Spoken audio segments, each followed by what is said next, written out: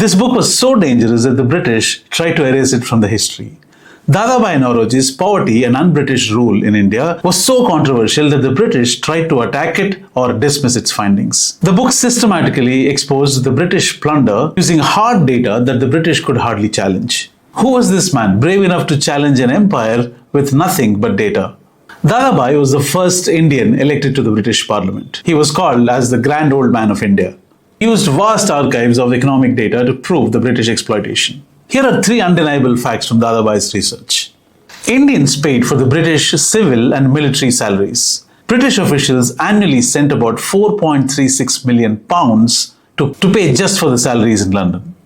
During the 1876 and 1878 famine, where 5 million Indians died of starvation, Britain exported a record 320,000 tons of wheat to England. Naoroji calculated that 200 to 300 million pounds had been drained from India by 1901. In 1976 alone, about 5 million people died of famine in India.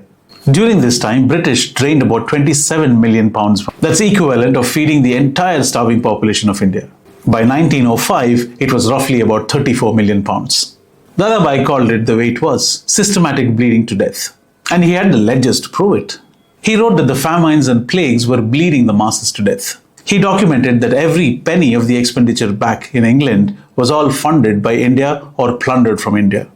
It could have been in the form of taxes, it could have been in the form of exports, it could have been in the form of anything. He called it the economic murder, which is what it was.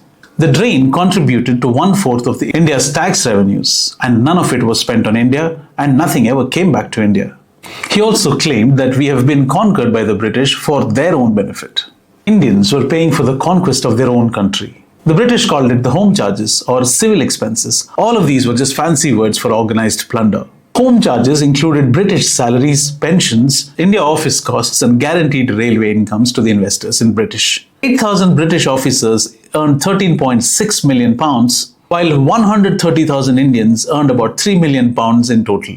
Indian Railways guaranteed anywhere between 3 to 4.5% returns to the British investors, and they called it Development of India. These were paid from the Indian revenues. This one man's numbers became India's roadmap to freedom. In the episode 2, we will see the specific factors Dadabhai highlighted that caused the economic drain and how he mathematically proved it.